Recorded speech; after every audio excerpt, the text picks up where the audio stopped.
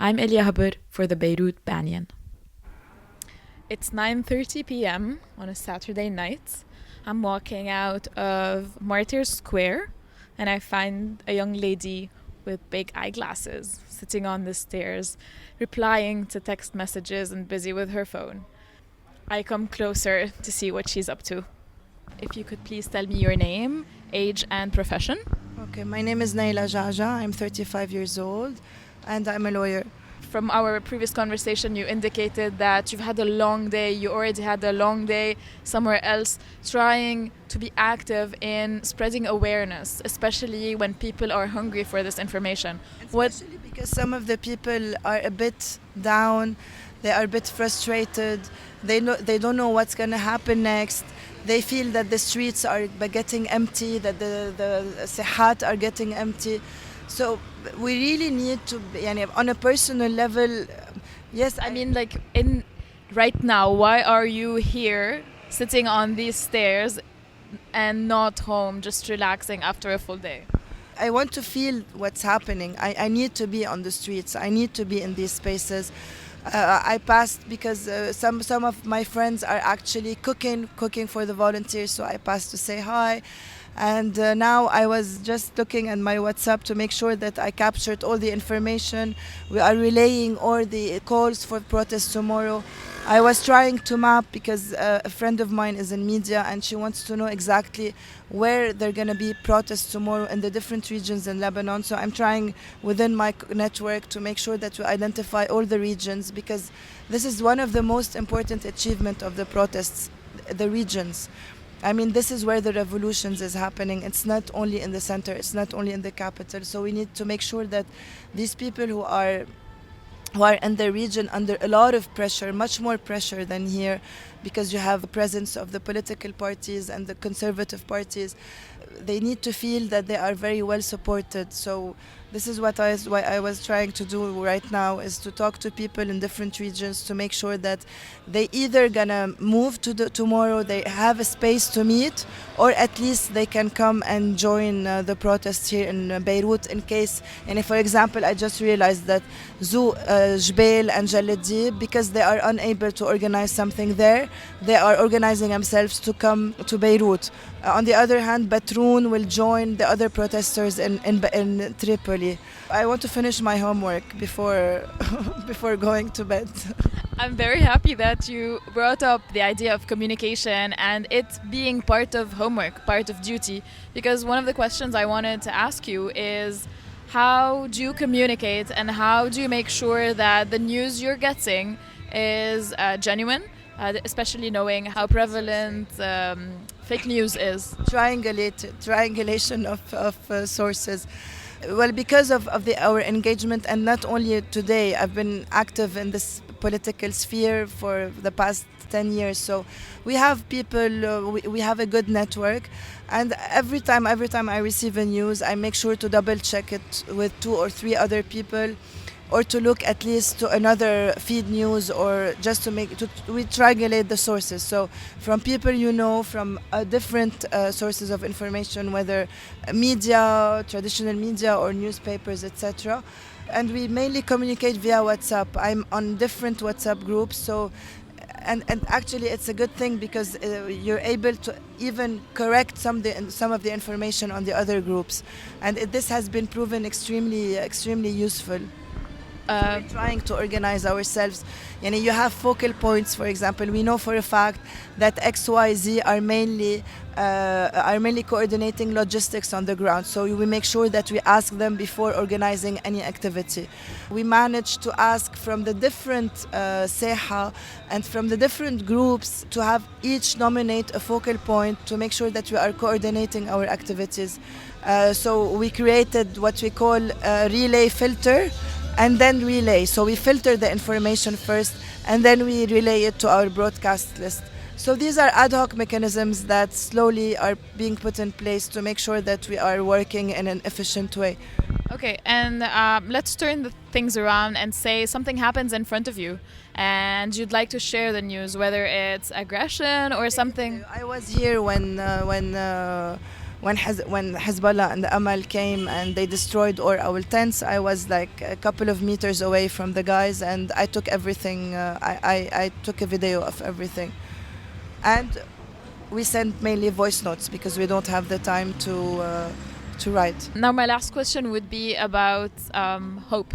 And that would be if you were to look back at this moment in our history 1 year from now. So looking back, what do you think people will remember about it, or what do you hope they remember about it? I feel that it's for the first time, at least for my generation, we had this opportunity to write our history. We are writing our history. It's the first time. I'm 35 years old. I hear so many stories, but I feel that this is the first time I'm actively participating in writing a new chapter for Lebanon. So for me, I'm blessed to be here and to be active and to be part of this. Yesterday I was in Tripoli. I just came back from Jalidib. I mean, I would have never even thought of visiting these places, unless you have something very specific to do there. Jalidib, I didn't have any reason to go there. Today, a bunch of students, university students and activists, they wanted to have some kind of debate around the constitution. So I went there and we sat on the sidewalk, we did a circle and we had this wonderful debate.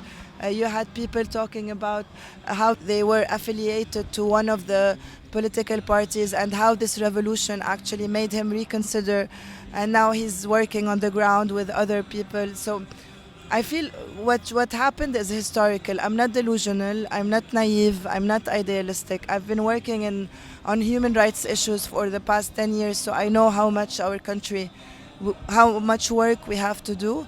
But what I witnessed over the past 2 weeks is historical. I mean, there is no way to go back. Something happened, something was broken, and now the challenge is how to use this opportunity to build something new. I'm going into Riyadh Salah. It's been a rainy day. Not many people are around. Many paintings on my left are representations of bulls, and the guy who's drawing them is there chain smoking his way into his artistic creation, and I decide to talk to him. Okay. I'm gonna be serious. I'm not a serious person. Yes. Okay, you don't have to be anything that you're not. Just no. Let's start with some basics. If you can please give me your name and your age and your profession. Why the age? You're not gonna be editing later, no? But I will. Okay, leave it like that. It will be more impulsive. Okay, my name is Selim Mawad and I'm 47. My profession, I do two things. I'm an expert on human rights, genocide, and dealing with the past, the violent past. I'm also a painter since 4 or 5 years ago, and my painting is only related to political activism and human rights. Okay, so Selim, even though it might be an obvious question, but please articulate why are you here today? Actually, it's a long story. I'm very skeptical. I was always very skeptical about demonstration. I never participated in any demonstration in Lebanon. I worked for more than 20 years in civil society on democracy, civil marriage, civil state and everything. Used to run an NGO here in Lebanon. 5 years ago when I started drawing after I came back from Africa where I lived for 6 years working on genocide, I started painting and I painted the bull inspired by many revolutions, Burkina Faso, the Arab Spring, and the bull was resigned and castrated and down.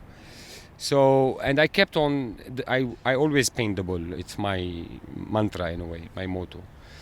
But 4 years ago, a young guy passed by, and he asked me why the bull, why castrated. So we had a discussion about Lebanon, resignation in the Arab War. So 3 days after the revolution, I was doing small sketches of the bull and sending them on Instagram. But then he sent me a message and he said, a beautiful text message, seriously made me cry. He said, Selim, your bull woke up, he's on the street, where are you?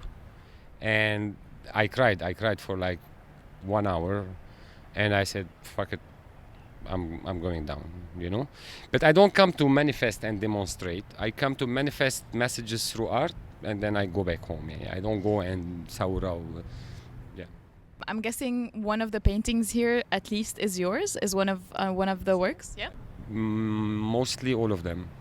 Okay. And how long does it take you? Do you usually work in day, at night? No, I work all day long, and this is a nice question because it gives us the chance also to talk about the beauty of the human dynamic also.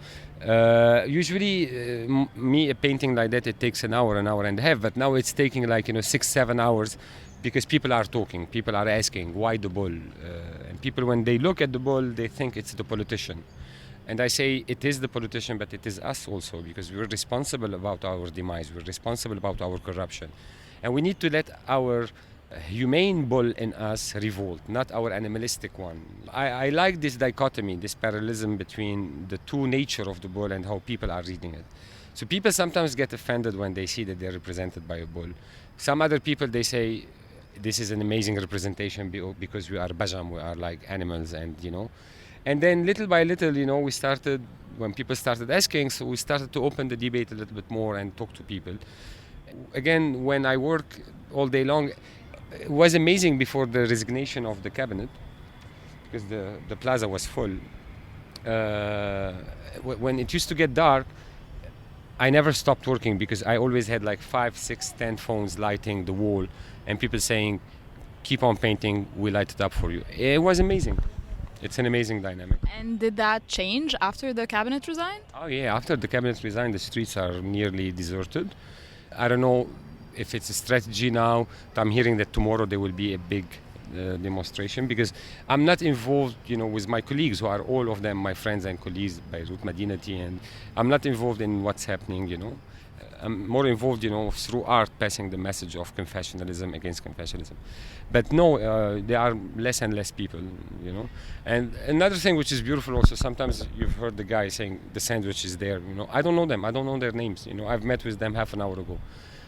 I'm always having coffee, I'm always having water. Even people are helping me, when I need things.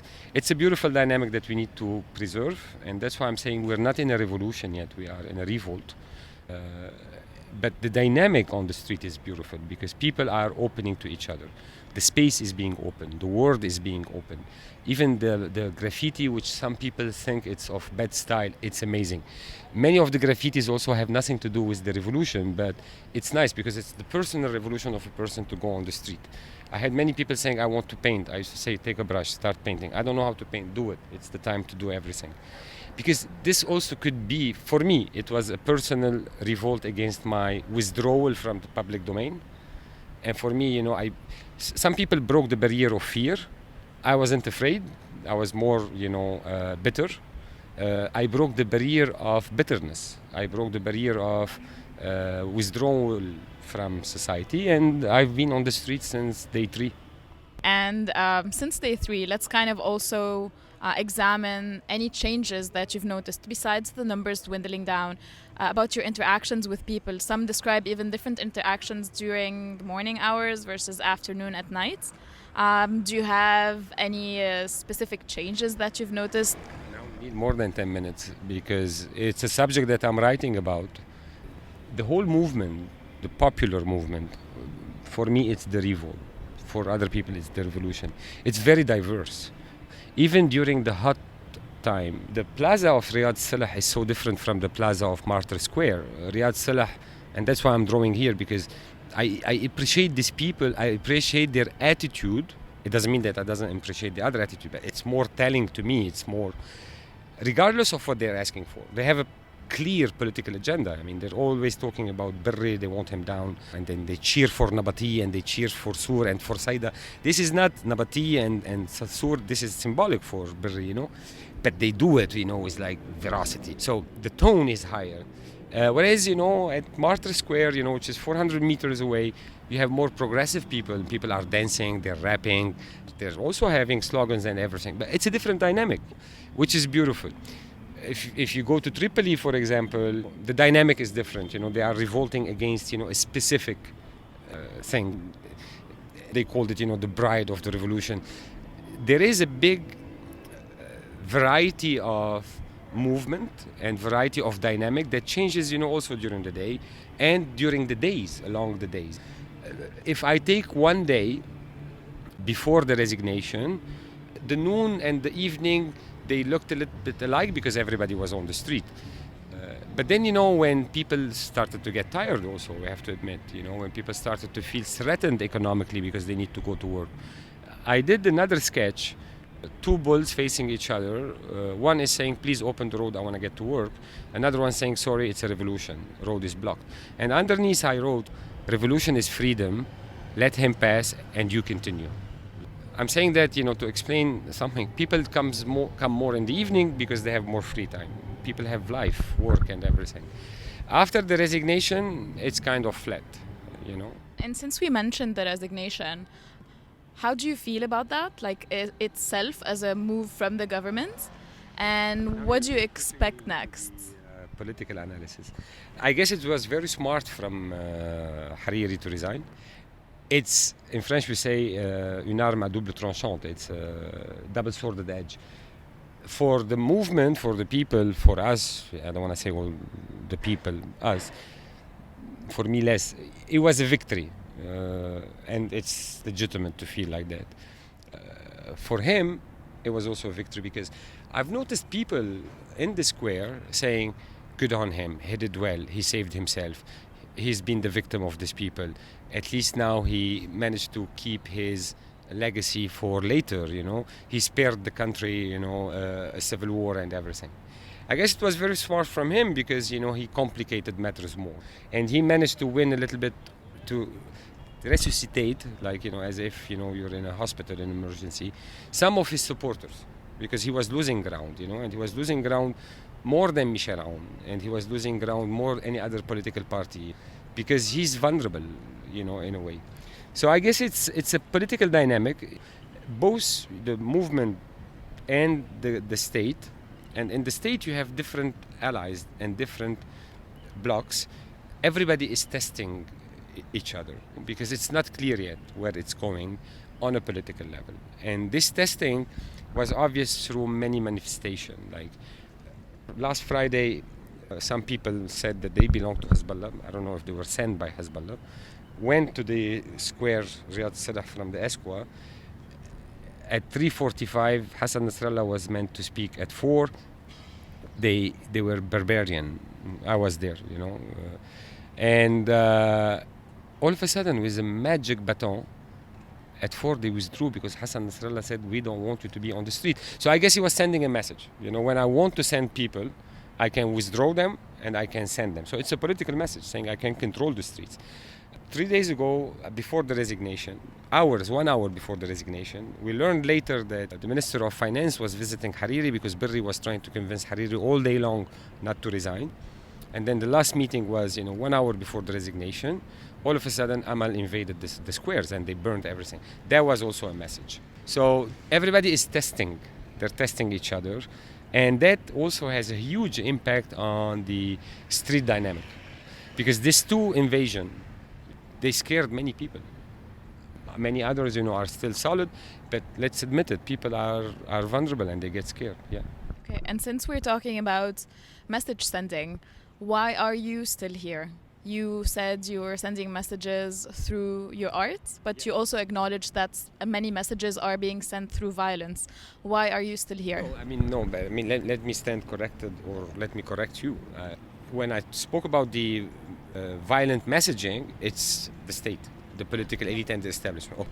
Because, we don't want that. We want to show other people. I'm one of the lucky because I'm an activist.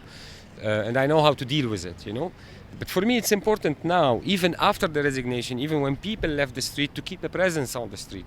And I have worked, and I stopped many workshops with international organization and everything. Because now is the moment when the street goes down, we need to boost it up, We need to show people that, if you come and intimidate me, and I did a funny drawing, I'll show it to you. When they invaded us, I was holding my brush and he said to me, take the stick out of your hand. I said, it's not a stick, it's a brush. He said, I want to stick it up your mom's sex. I said, okay. And then he said, you're drawing for the Saura, for the revolution. I said, yeah. And then he beat me on my leg twice. And then he went on. When I came back, I found, that my bicycle was stolen, my drawing kit was stolen, my bag was stolen, and the ladder. So I did a sketch, a bull, running with the bicycle and bulls chasing him. And I said, bring us back our stolen money and don't forget the bicycle. So in moments like that, even if there is violence, you need to face it also with a bit of humor. And it was amazing because, walking on the street, because the television filmed it, I walk on the street, I don't know people, they say, did you get the bicycle? So you create this anecdote. Last question would be, if you're looking at this a year from now, looking back at this moment in our history, what do you think people will remember, or what do you hope they will remember? If it works, I think people, they don't have to remember anything because, they will be celebrating everything. If it doesn't work, people will remember that they had a chance and they lost it. And many people are saying this is our last chance. I also made another sketch.